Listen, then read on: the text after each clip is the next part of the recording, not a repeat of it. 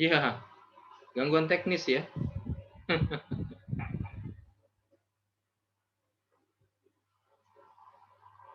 Gangguan teknis.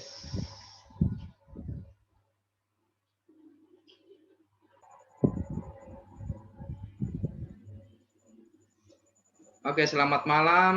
Salam sejahtera untuk kita semuanya. Assalamualaikum.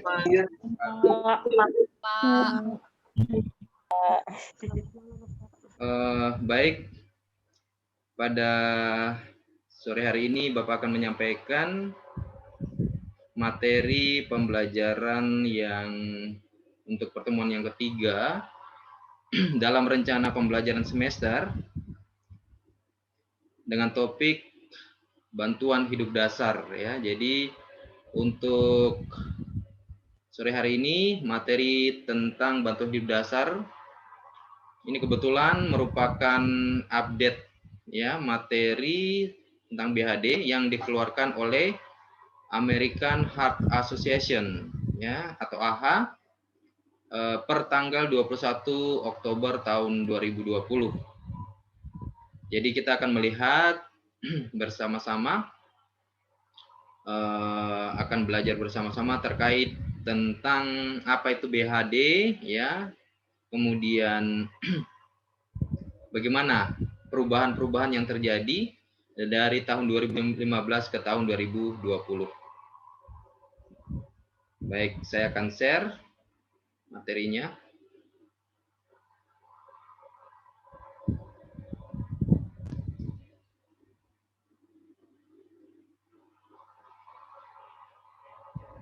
Oke, apakah Anda sudah melihat materi PowerPoint-nya?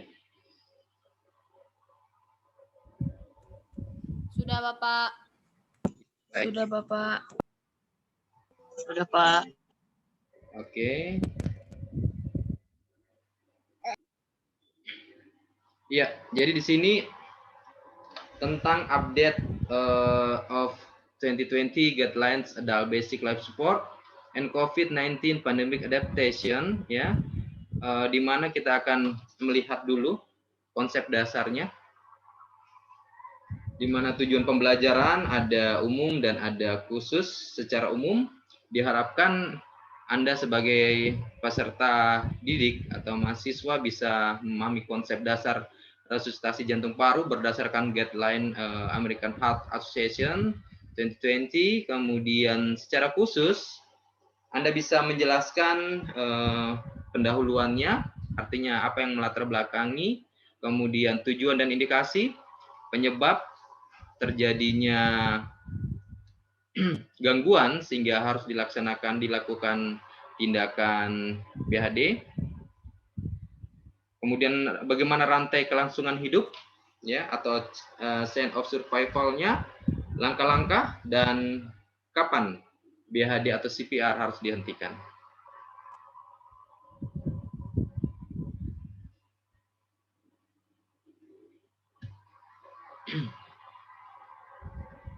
Baik,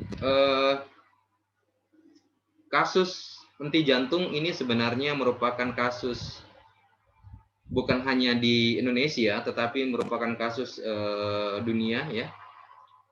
Ini berdasarkan data ya, diketahui bahwa 45-75% itu pasien mengalami henti jantung atau kardiak arrest itu terjadi di rumah.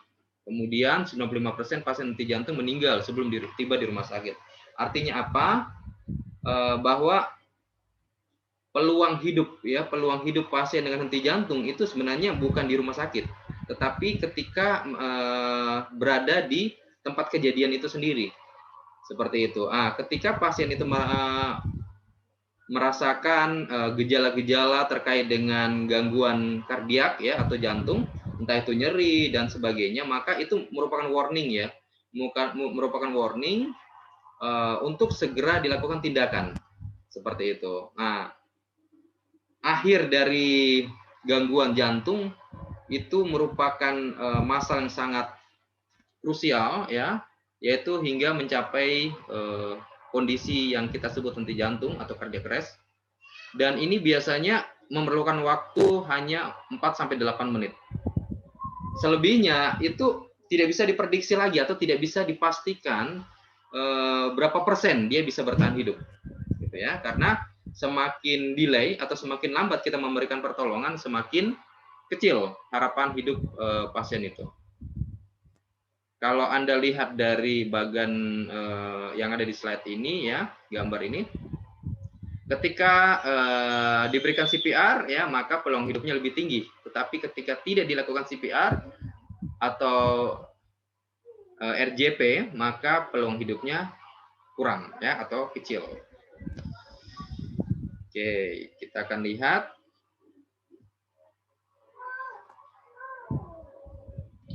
Untuk penyebab, ya untuk penyebab di sini ada yang kita kenal dengan istilah 5H dan 5T. Ya, 5H berarti ada kondisi hipovolemia, ada hipoksia, ada hidrogen ion atau asidosis, ada hipo or hiperkalemia, dan ada hipotermia. Artinya apa? Ini kondisi-kondisi yang sering ya menyebabkan pasien itu mengalami cardiac arrest atau henti jantung. Ya, hipovolemia berarti satu kondisi di mana dia kekurangan darah. Kemudian hipoksia, kekurangan oksigen, hidrogen ion, berarti ada gangguan pH darah. Kemudian hipo atau hiperkalemia berarti ada kekurangan atau kelebihan kalium. Dan hipotermia berarti satu kondisi di mana suhu tubuh di bawah normal. Demikian juga dengan 5T. Ya, 5T ini juga merupakan kasus-kasus yang sering menyebabkan pasien itu mengalami cardiac arrest. Ya, seperti tension pneumotoraks, tamponade kardiak, toksin, trombosis pulmoneri, dan trombosis koroneri. Tension pneumotoraks itu satu kondisi adanya akumulasi udara ya dalam paru-paru. Tamponade kardiak itu satu kondisi di mana jantung terperangkap oleh darah. Kemudian toksin itu adalah intoksikasi atau keracunan. Trombosis itu adalah suatu sumbatan pada pulmoneri atau pada paru. Dan trombosis koroneri adalah suatu sumbatan pada kardiak atau jantung. Ya, itu adalah kondisi-kondisi di mana yang sering menyebabkan henti jantung, baik 5H ataupun 5T. Oke, kita bicara bantuan hidup dasar atau basic life support. Itu merupakan satu kondisi di mana tindakan yang sederhana yang dapat membantu pasien untuk bisa mempertahankan hidup seperti itu ya.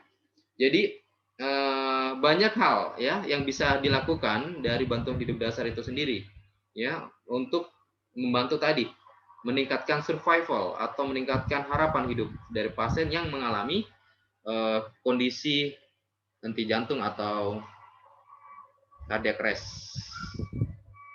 Indikasi daripada dilakukan RJP itu adalah henti jantung dan henti nafas ya. Henti jantung berarti jantungnya berhenti untuk melakukan kontraksi, henti nafas berarti paru-paru berhenti untuk melakukan difusi ya, baik difusi O2 maupun CO2.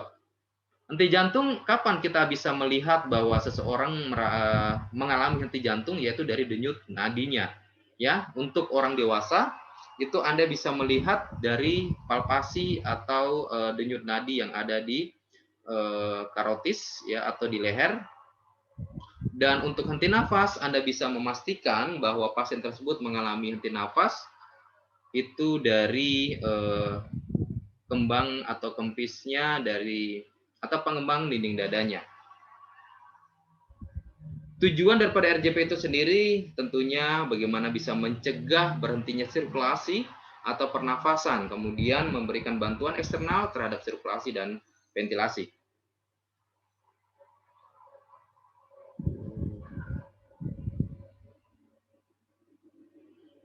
Oke, ini peluang hidup ya. Peluang hidup itu bisa, artinya kondisi ini menunjukkan bahwa semakin cepat kita memberikan pertolongan itu semakin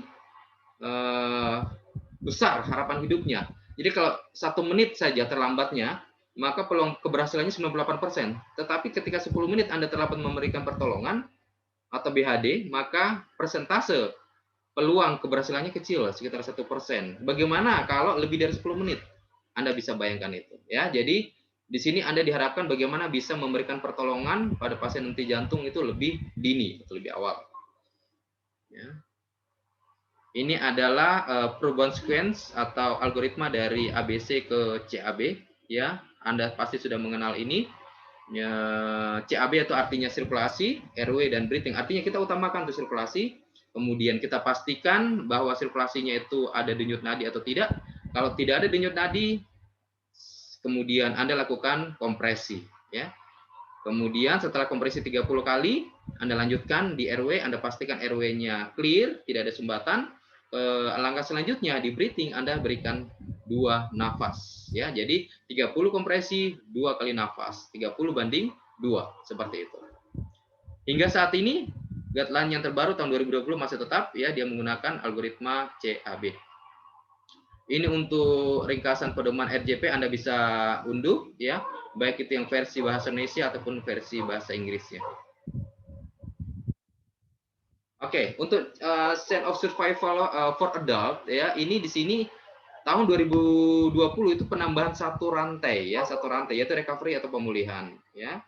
Untuk recovery, pemulihan ini berlangsung di rumah. Ketika pasien sudah dilakukan perawatan, ya, kemudian dia pulang, maka perlu dilakukan pemantauan, ya, atau monitoring kondisi pasien selama di rumah. Itu yang kita sebut dengan recovery atau pemulihan. Sehingga dalam rantai keselamatan ini atau sense of survival ini, khususnya pasien dewasa, itu diperlukan satu rantai, ya. Di mana tahun 2015 tidak ada rantai recovery, tetapi di tahun 2020 ditambahkan satu rantai, yaitu pemulihan atau recovery.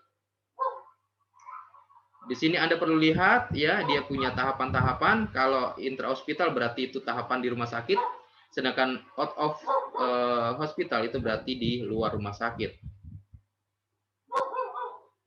High quality CPR ini penting sekali, ya, Anda pahami ini. Ini merupakan syarat, ya, seseorang perawat melakukan CPR atau RJP itu harus mencakup beberapa indikator, yaitu diantara pertama, melakukan kompresi dada itu dengan kecepatan 100 sampai 120 kali per menit. Ini wajib, ya.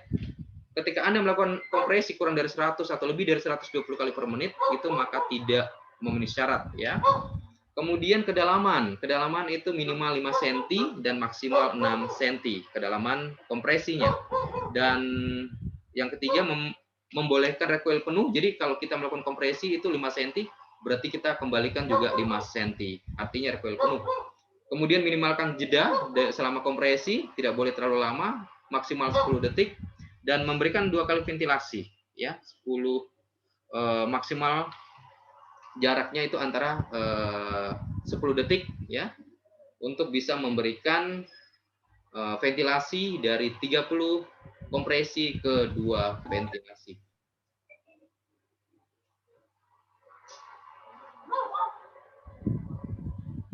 Oke, ini langkah-langkahnya, ya. Oke, danger itu artinya 3A. Anda harus pastikan aman diri, aman pasien, dan aman lingkungan. Ya, jangan sampai Anda ceroboh, kemudian Anda tidak menggunakan masker, apalagi pada kondisi pandemik. Saat ini wajib penolong maupun pasien menggunakan masker. Kalau nggak ada masker, Pak, pakai apa? Anda bisa menggunakan kain, ya, kain atau apapun bisa untuk menutup hidung dan mulut pasien agar tidak terjadi kontaminasi silang antara pasien dengan penolong itu sendiri. Ya, Anda panggil respon pasien, Anda memastikan bahwa pasien itu dia berespon atau tidak, artinya dia sadar atau tidak, ya. Ketika dia tidak sadar, maka langkah selanjutnya kita meminta pertolongan atau call for help 119, ya.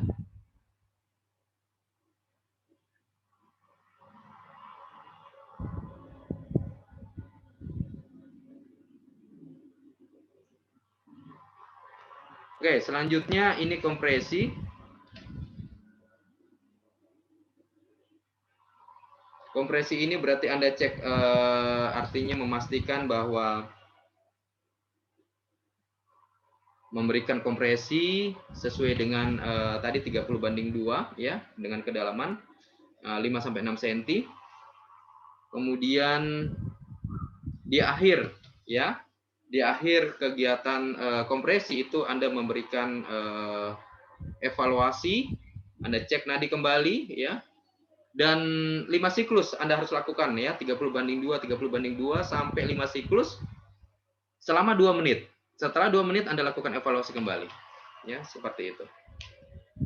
Jadi dilakukan 5 siklus. Satu siklusnya itu terdiri dari 2 ventilasi dan 30 kompresi.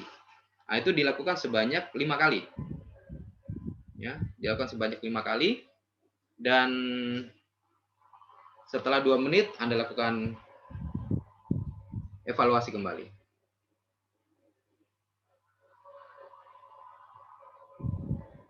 Kenapa?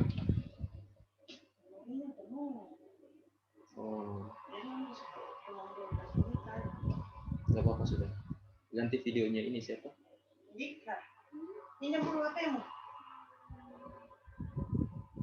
Izin Pak, boleh bertanya Pak?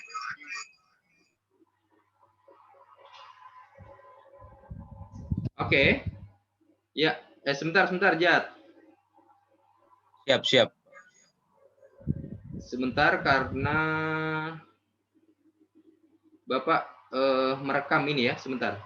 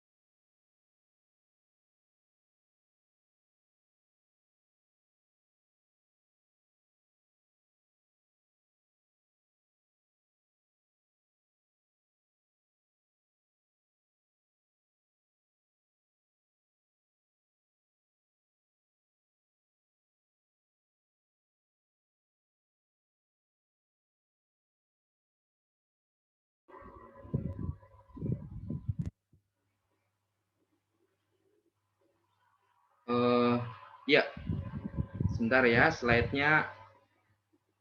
Iya.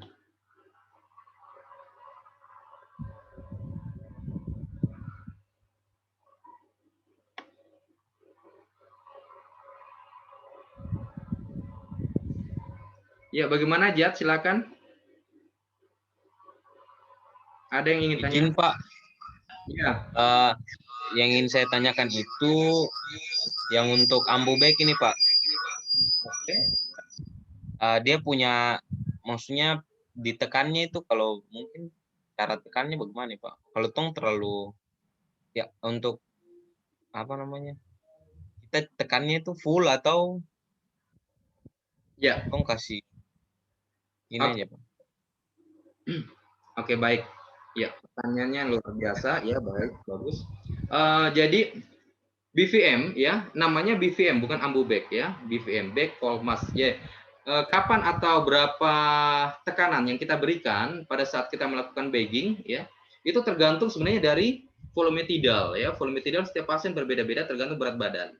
Oke, bagaimana Pak kita cara untuk memastikan bahwa volume tidalnya itu baik atau volume tidalnya itu sudah sesuai nih dengan tekanan yang kita berikan? Itu kita tinggal lihat dari